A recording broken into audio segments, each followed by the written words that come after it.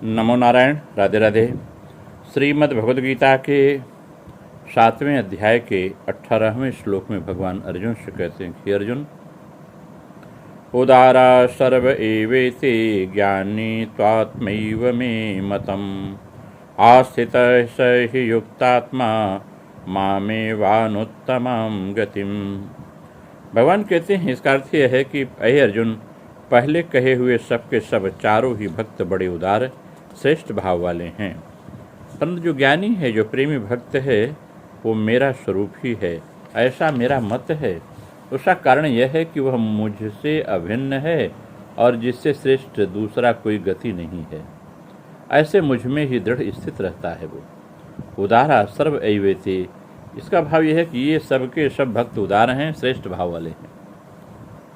भगवान ने यहाँ उदार कहा, और भगवान ने 4थे अध्याय के 11वें श्लोक में भगवान ने कहा है कि जिस भक्त जिस प्रकार मेरे शरण होते हैं उसी प्रकार मैं उनका भजन करता हूँ। तो भक्त भगवान को चाहते हैं और भगवान भक्त को चाहते हैं, पर इन दोनों में पहले भक्त ने ही संबंध जोड़ा है, और जो पहले संबंध जोड़ता है वह उदार होता है। तात्पर्य यह है कि भगवान संबंध जोड़ें या न जोड़ें, इसके भक्त परवाह नहीं करता। वह तो अपनी तरफ से सबसे पहले संबंध जोड़ता है और अपने को समर्पित करता है, इसलिए वह उदार है। देवताओं के भक्त सकाम भाव से विधिपूर्वक यज्ञ, जप, दान, तप आदि कर्म करते हैं, जो देवताओं को उनकी कामना के अनुसार वह चीज देनी ही पड़ती है, क्योंकि देवता लोग उनका अहित नहीं देखते। परंतु भगवान का भक्त अगर भगवान से कोई चीज़ मांगता है तो भगवान अगर उचित समझें तो वह चीज़ दे देते हैं, अर्थात देने से उनकी भक्ति बढ़ती हो तो देते हैं, और भक्ति न बढ़ती हो तो संसार में फंसावट होती है तो नहीं देते हैं। इसीलिए कुछ लोग परेशान रहते ना, भक्त हूँ भगवान मुझे देते नहीं। नहीं भैया, हमारे हित में होगा तभी देते हैं, नहीं होता है तो वो नहीं देते। जबकि देवता आपके हित का विचार नहीं करते, और जो आपने मांगा जिस पूजा की विधि से वो दे देते हैं। कारण कि भगवान परम पिता है और परम हितैषी हैं। इसका अर्थ यह हुआ कि अपनी कामना की पूर्ति हो या न हो तो भी वे भगवान का ही भजन करते हैं और भगवान के भजन को नहीं छोड़ते। यही उनकी उदारता है। संसार के लोग और रुपए पैसे प्रत्यक्ष सुखदायी दिखते हैं, भगवान के भजन में प्रत्यक्ष जल्दी सुख नहीं दिखता। फिर भी संसार के प्रत्यक्ष सुख को छोड़कर, भोग भोगने और संग्रह करने की लालसा को छोड़कर जो भगवान का भजन करते हैं, यही भक्त की उदारता है। भगवान के दरबार में मांगने वालों को भी उदार कहा गया है। जैसे विनय पत्रिका की चर्चा है, यदि दरबार दीनन को वादर रीति सदा चली आई। अर्थात जो कोई कुछ मांगता है, कोई धन चाहता, कोई दुख दूर करना चाहता है, ऐसे मांगने वाले भक्त को भगवान उदार कहते हैं। यह भगवान की विशेष उदारता ही है। भक्तों का अलौकिक पारलौकिक कामना पूर्ति के लिए अन्य तरफ किंचन मात्र भी भाव नहीं होता। वे केवल भगवान से ही कामना पूर्ति चाहते हैं। भक्तों के अनन्य भाव ही उनकी उदारता है। ज्ञानी त्वात्मैव मे मतम का अर्थ है कि प्रेमी भक्त की विलक्षणता बताई है कि दूसरे भक्त तो उदार हैं ही, पर ज्ञानी को उदार क्या कहें, वह तो मेरा स्वरूप ही है। और स्वरूप में किसी निमित्त से, किसी कारण विशेष से प्रियता नहीं होती, बल्कि अपना स्वरूप होने से स्वतः स्वाभाविक प्रियता होती है। प्रेम में प्रेमी अपने आप को प्रेमास्पद न्योछावर कर देता है।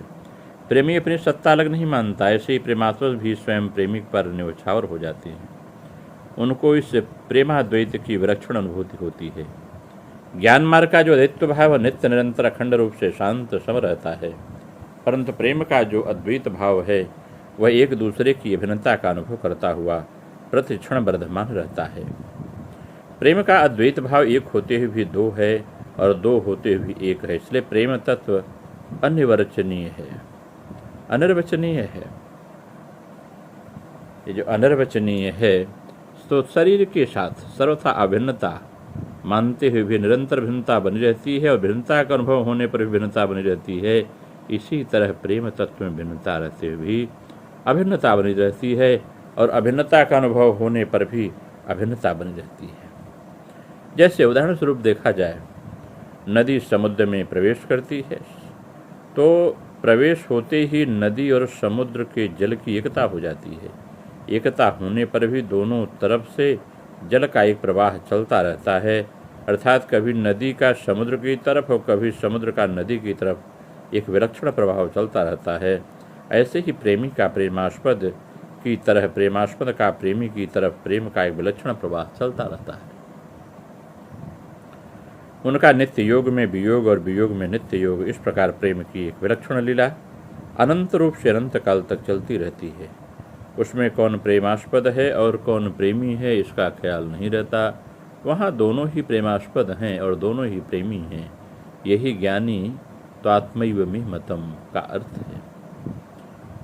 आस्थित स ही युक्तात्मा मामेवानुत्तमां गतिम, क्योंकि जिसमें उत्तम गति कोई हो ही न, जिससे बड़ी गति नहीं हो सकती, ऐसे सर्वोपरि मेरे में ही उनकी दृढ़ निश्चिति है।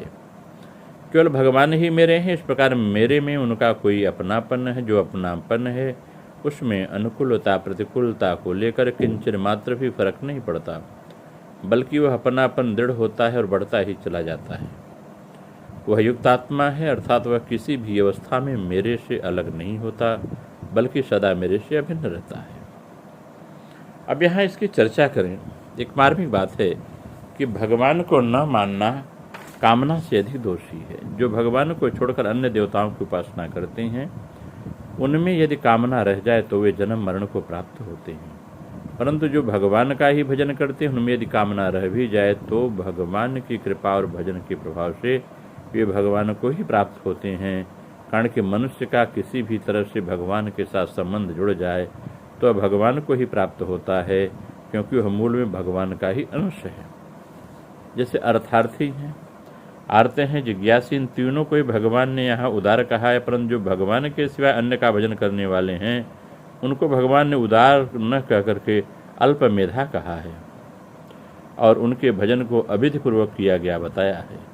देवताओं को भगवान से अलग समझने के कारण और देवताओं में सद्भगवत बुद्धि न होने के कारण तथा कामना भी होने के कारण उनकी उपासना अविधिपूर्वक है। तात्पर्य यह है कि सब में भगवत बुद्धि न होना सकाम भाव से भी अधिक घातक है, क्योंकि चेतन के साथ संबंध नहीं हुआ। तत्वज्ञानी की ब्रह्म से तात्विक एकता अर्थात सधर्मता होती है, परंतु भक्त की भगवान के साथ आत्मीय एकता होती है। ज्ञानी त्वात्मैव मे मतम, तत्वज्ञानी की तात्विक एकता सधर्मता में जीव और ब्रह्म में अभेद होता है, अर्थात और जैसे ब्रह्म सत्य चित्त आनंद स्वरूप है, ऐसे भी वह सच्चित आनंद स्वरूप हो जाता है। जीव परमात्मा का अंश है, अथवा परमात्मा से जितना दूर जाता है उतना उतना अहंकार दृढ़ होता जाता है, और जो जो परमात्मा के नज़दीक आता है त्यों त्यों उसका अहंकार मिटता जाता है। स्वरूप में स्थित होने पर भी सूक्ष्म अहम की गंध रह सकती है, परंतु प्रेम में परमात्मा के साथ अभिन्नता होने पर जीव का अपरा प्रकृति से सर्वथा संबंध विच्छेद हो जाता है और अहंकार मिट जाता है, क्योंकि अहंकार अपरा प्रकृति का ही कार्य है। इसलिए भगवान ने कहा है ज्ञानी त्वात्मैव मे मतम। इसके अगर हम क्रिया योग के माध्यम से व्याख्या करें तो यह बात बड़े स्पष्ट रूप से निकल के आती है, जिसकी आध्यात्मिक व्याख्या है क्रिया योग की। भगवान कहते हैं जैसे साधना करते समय उसके द्वार सब खुले रहते हैं, जो कोई क्रिया की परावस्था में रहता है इस तरह अटका रहकर मेरी जो उत्तम गति उसके ही पीछे अणु के भीतर प्रवेश करता है। मन के स्थिर होने का नाम निरोध है, और निरोध अवस्था ही ब्रह्म का स्वरूप है। यह सत्य है और सब मिथ्या है। जो सदा निरोध अवस्था यानी मन जिसका स्थिर रहता है, जो निरोध अवस्था में रहता है, उसी का प्रकृति हित या कल्याण होता है। वह एक विचित्र अवस्था है जब सर्व ब्रह्ममयम जगत हो जाता है। क्रिया करते करते क्रिया की परावस्था में रहने का नाम ही ज्ञान है। जब वह ज्ञान सर्वथा बना रहता है तब सब ब्रह्म हो जाता है। इस प्रकार साधना करते करते निशेष रूप से हित होता है, अर्थात कूटस्थ के भीतर जो नक्षत्र स्वरूप गुहा है उसके भीतर प्रवेश करके मणिबंध के परे जो व्योम है उसके अणु के भीतर समस्त त्रिलोक है, वह भी समस्त ब्रह्म स्वरूप जान पड़ता है। जहाँ समस्त है तथा भी कुछ भी नहीं, सब एक हो जाने पर स्वयं भी नहीं रहता, अतः सत्य मिथ्या सब कुछ नहीं रहता। ईड़ा, पिंगला, सुषुम्ना ये प्राण के 3 पाद हैं। इन तीनों के एक हो जाने पर, सुषुम्ना में जाने पर, क्रिया की परावस्था में रहने पर अक्षर पद परब्रह्म के अणु में प्रवेश करता है। वहाँ उसे सर्वम ब्रह्ममयम जगत दिखता हो जाता है। वही महत है। इसी महत ब्रह्म से, प्राण से सारी सृष्टि होती है। इसी से उन सबको प्राणी कहते हैं। समस्त स्थावर जंगम आदि सब भूतों के में प्राण वायु रूप से सुषुभाव में रहता है। इस वायु के द्वारा ही सबके स्थूल अणु का नाश होता है। इस प्रकार क्रिया की परावस्था में युक्त चित्त योगी सर्वोत्तम गति को प्राप्त करते हैं। ब्रह्मांडों के भीतर प्रवेश करके अणु हो जाते हैं। फिर देहाभिमान नहीं रहता। आत्मा के सिवाय तब और किसी वस्तु में उसका चित्त नहीं लगता। जब विषयांतर में चित्त नहीं रहता तो आत्मा के साथ घनिष्ठ भाव से युक्त होना ही स्वाभाविक है। इस प्रकार से ये क्रियायोग के माध्यम से इस विषय को समझा जाता है। नमो नारायण। राधे राधे।